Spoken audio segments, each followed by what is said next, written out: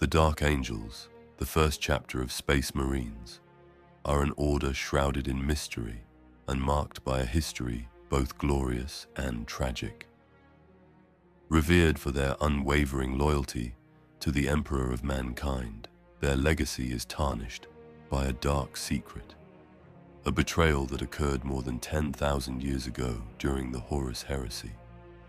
To understand the fate of the Dark Angels, we must go back more than 10,000 years, to an era before the existence of Space Marines, to the time when the Emperor created the Primarchs. These genetically engineered warriors were designed to lead the Great Crusade, the Emperor's mission to reclaim the galaxy for humanity. However, the dark gods of chaos, unable to destroy the Primarchs' incubator pods, chose to scatter them across the warp. The pod of one of these Primarchs, he who would be known as Lionel Johnson, founder of the Dark Angels, fell on the isolated planet of Caliban, a deadly world on the northern edge of the Eye of Terror. Caliban was an environment as cruel and hostile as any other in the galaxy. Its vast forests were inhabited by creatures warped by chaos, beasts so ferocious that mere daily survival was a constant struggle. The humans of Caliban were forced to live in huge fortresses and castles, situated in clearings carved out of the planet's forests. Isolated from terror by the warp storms that ravaged the galaxy during the Age of Strife, civilization on Caliban had degenerated to a semi-feudal state, with most of the population ruled by a warrior elite. The nobility of Caliban was a stout and pugnacious race, raised from childhood to live and die by the sword. They were great warriors and extremely brave, fighting with a form of power armor similar to that used by the first Space Marines, and their main weapons were the chainsword and bolt pistol. However, most advanced technology had been lost, so the warrior nobility rode into battle on huge war horses known as destriers. Their life was a constant struggle against the multitude of chaotic creatures that threatened to invade their small settlements. Sometimes, a particularly fearsome creature would terrorize an area, and the ruler of the community would declare a quest against the monster, drawing nobles from all over the region to try to slay it. Slaying one of these beasts could bring honor and fortune to the lucky noble, though more often it only brought a bloody and horrible death at the hands of a hell-spawned abomination.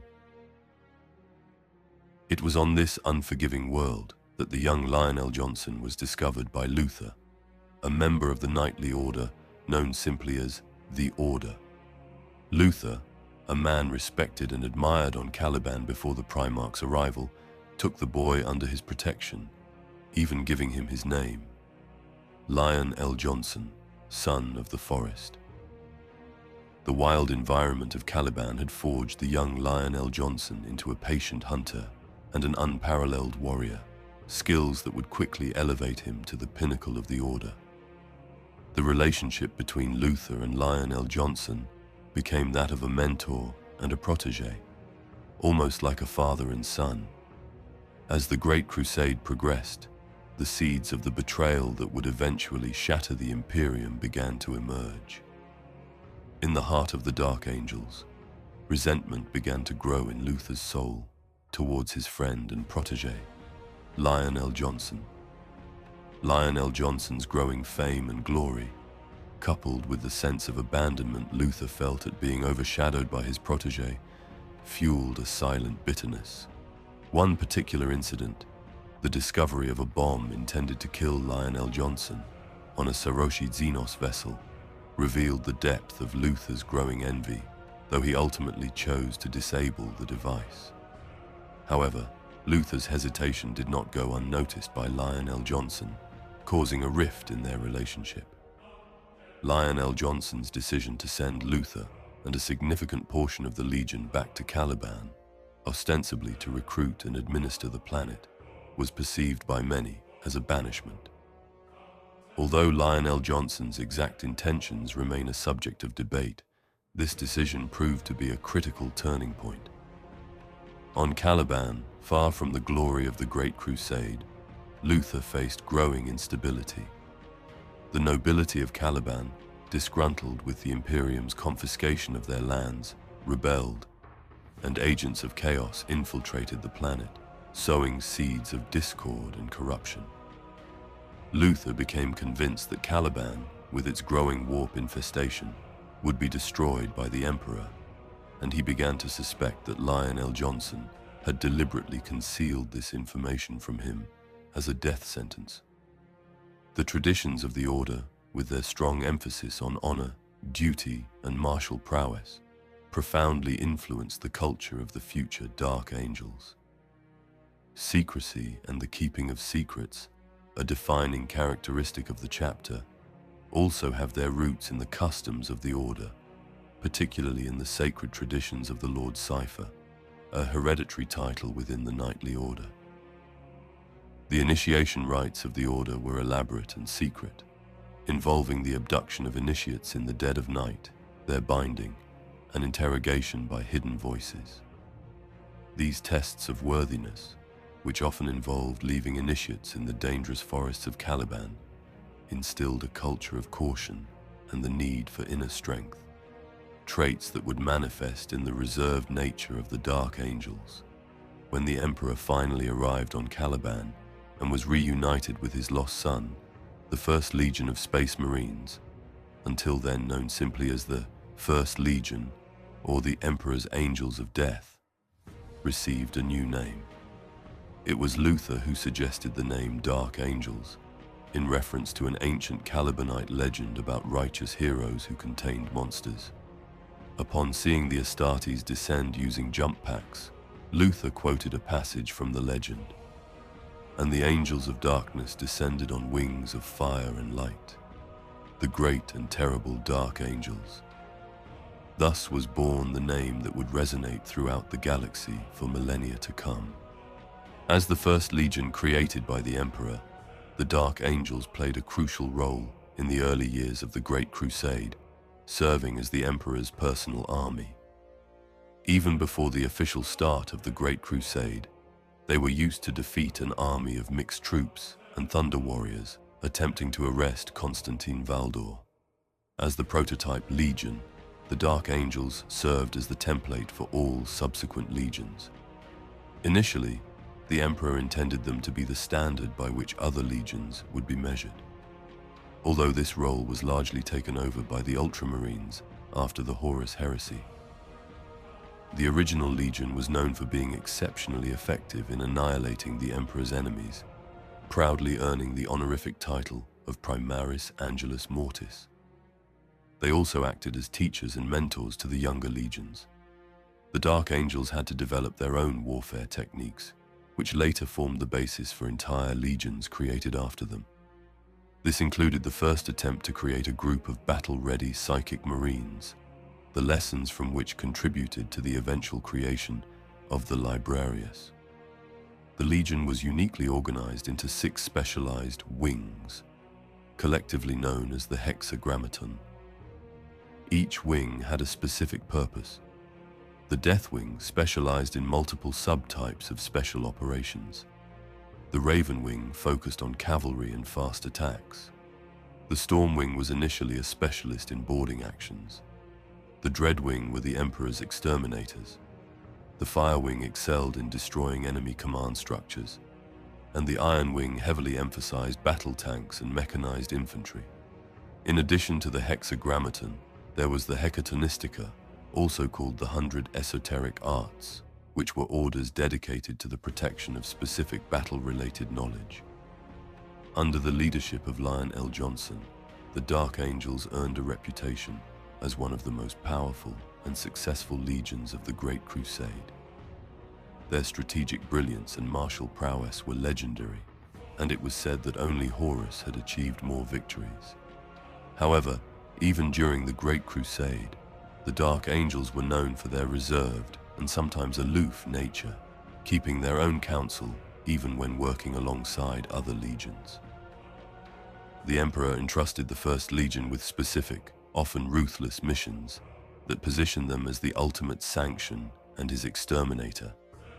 When the Dark Angels engaged an enemy, Their goal was complete annihilation, leaving no trace or hope of remembrance. They were tasked with confronting threats that even other Primarchs and legions could not handle or were unwilling to face. Before the formation of the other legions and the discovery of the Primarchs, the Dark Angels, clad in Mark 2 power armor, were created to burn terror as a farmer burns his field, to rid it of the old and make way for new growth. This indicates their initial role in the unification of terror as one of ruthless destruction of the old order. Despite their power and achievements, the Dark Angels' interactions with other legions were often marked by rivalry and tension, stemming from their Primarchs' personalities and their different approaches to warfare. Conflicts with the Space Wolves and their Primarch, Leman Russ, were particularly notable, highlighting Lionel Johnson's complex relationship with his brothers. As the Great Crusade progressed, the seeds of the betrayal that would eventually shatter the Imperium began to emerge. In the heart of the Dark Angels, resentment began to grow in Luther's soul towards his friend and protege, Lionel Johnson.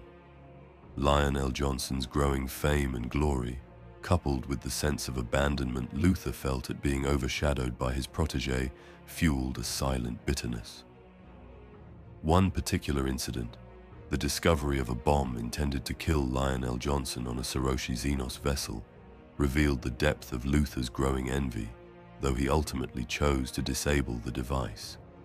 However, Luther's hesitation did not go unnoticed by Lionel Johnson, causing a rift in their relationship.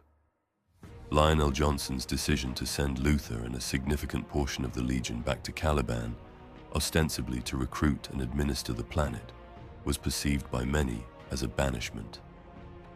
Although Lionel Johnson's exact intentions remain a subject of debate, this decision proved to be a critical turning point. On Caliban, far from the glory of the Great Crusade, Luther faced growing instability.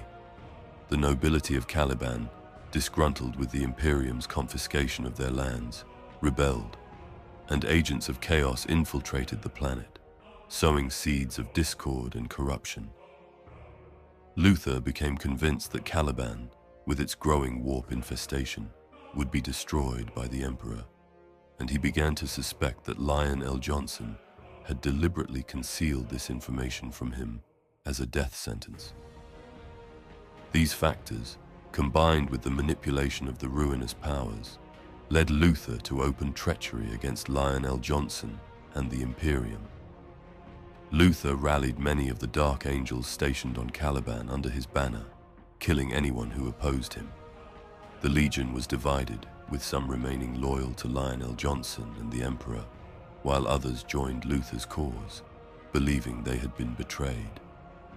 Following the end of the Horus heresy, Lionel Johnson returned to Caliban, unaware of the betrayal that had festered in his absence. Instead of a welcome, Lionel Johnson's fleet was attacked by the planetary defenses, now controlled by Luther's forces. What followed was a bitter civil war between the loyal Dark Angels, accompanying Lionel Johnson, and the traitors under Luther's command.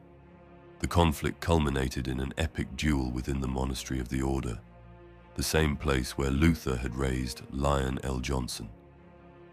Despite Luther's betrayal, Lionel Johnson could not bring himself to kill his former mentor and father figure.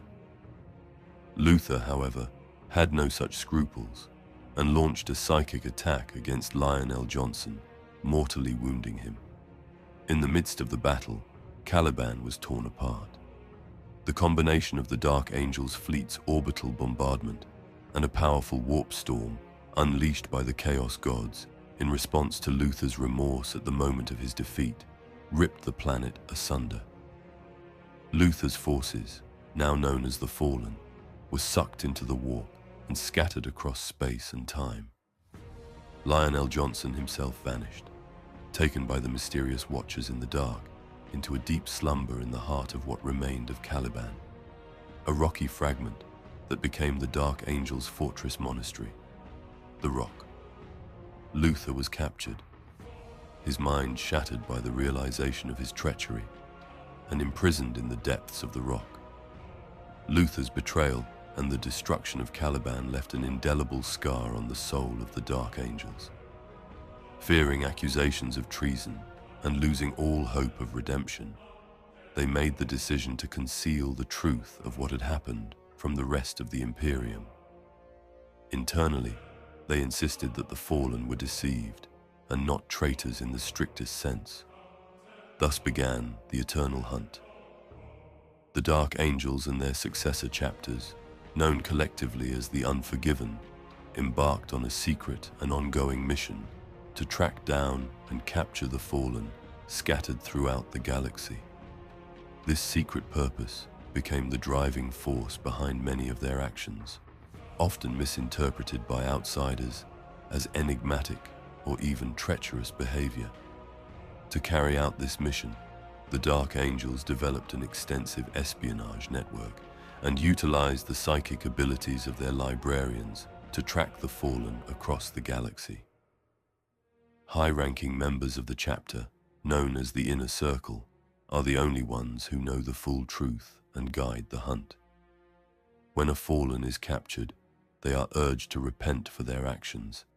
However, this repentance often ends with the traitor's execution, a grim end for those who were once brothers. The current leader of the Dark Angels is Chapter Master Azrael.